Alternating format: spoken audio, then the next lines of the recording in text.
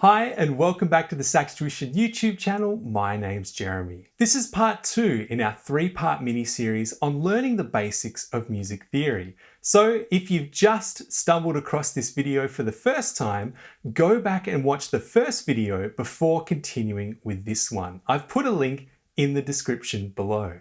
For everyone else, welcome back and let's begin.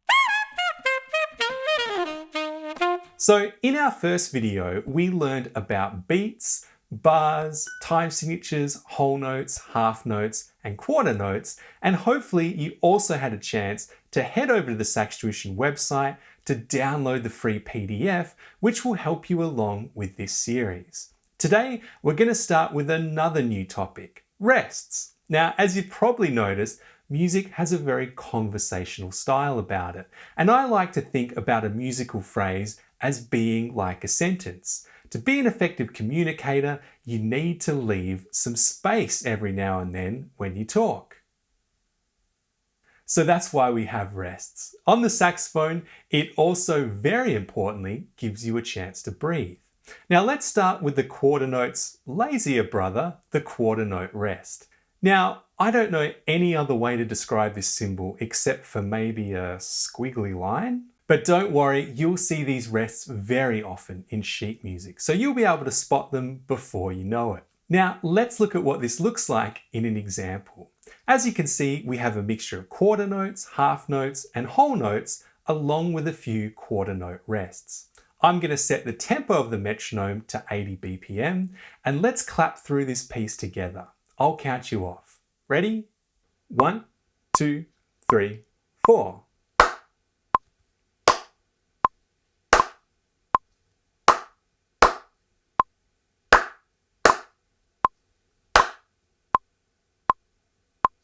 Moving right along, we're now looking at 2 more types of rest, the half note rest and the whole note rest. Now, when you look at them in isolation, they get easily confused. The whole note rest is a small black rectangle that sits on top of the middle ledger line on the staff.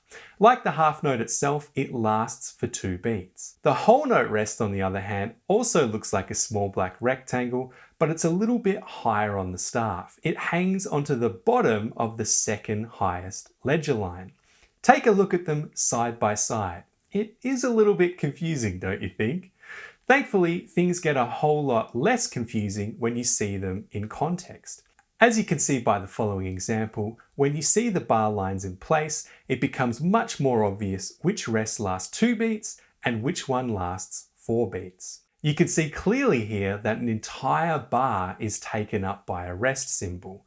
We already know by looking at the time signature that there are 4 beats per bar, so it's safe to assume that's a 4-beat rest. The other rectangular rest symbol in this piece occurs in a bar with 2 quarter notes, so the rest itself must equal 2 beats. Now, let's try clapping through this example. Ready? Here we go. 1, 2, 3, 4.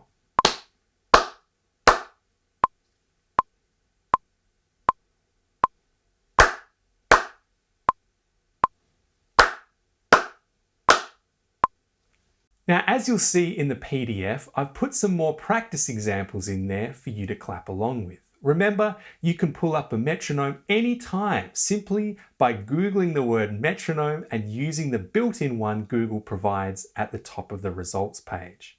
For those interested, there's also a wide variety of metronome apps available, many of them free, on iOS and Android app stores. Moving along, let's look at another very important rhythm you'll start to encounter in sheet music, and that's eighth notes. When they're written by themselves, they have a solid black note head, a long stem, and a flag at the end of the stem.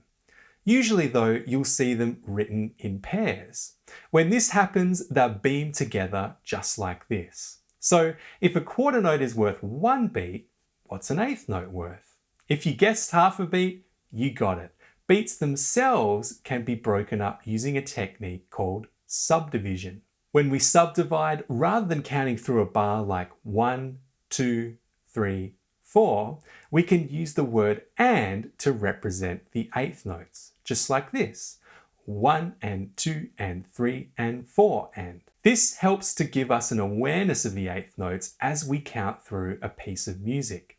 Let's try clapping some eighth notes by themselves with a metronome. I'll count you off. Here we go. 1, 2, 3, 4.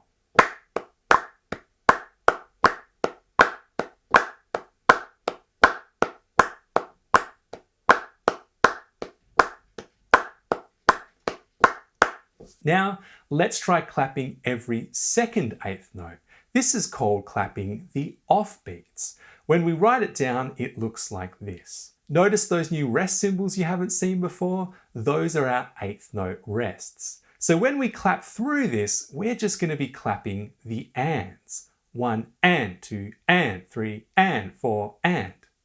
Let's give it a go. 1, 2, 3, 4.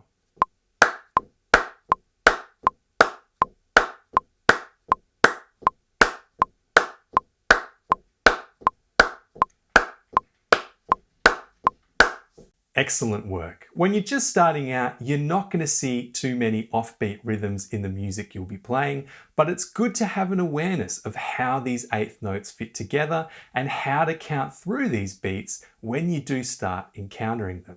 To finish off with, let's try an exercise that combines eighth notes, quarter notes, half notes, and whole notes, as well as a few rests thrown in for good measure. Notice this piece contains 2 lines. Now, when you get to the end of the first line, you go straight on to the second line. There's no pause in between.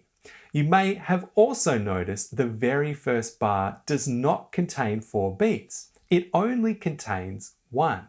This is called an anacrusis, or a pickup bar. Some music, like this one, starts with a small lead-in. In this case, we have 1 quarter note to lead us in, so when I do the count in, I'll count to 3 and you'll come in on beat 4. That way, the first note of the next bar lines up on beat 1.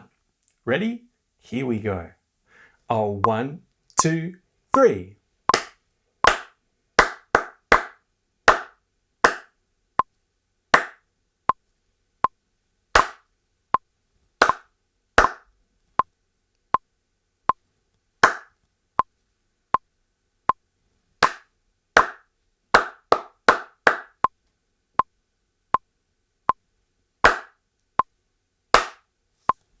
Well, congratulations on making it this far. There's more examples for you to practice along with in the free PDF that accompanies this lesson, which you can get from www.saxtuition.com/theory. Make sure to take your time with it and be kind to yourself if it takes you a little while to get the hang of clapping these rhythms. Before I leave you, I want to mention just one more thing. As you start to uncover the mysteries of music theory, it's perfectly normal for your mind to start asking more questions like, what about 16th notes? What happens if we tie notes together? What about unusual time signatures? And whilst all that stuff is out there, in my experience, the most effective way to take that information on board and to really understand it is to do it as you're learning an instrument, so you can immediately put it into practice.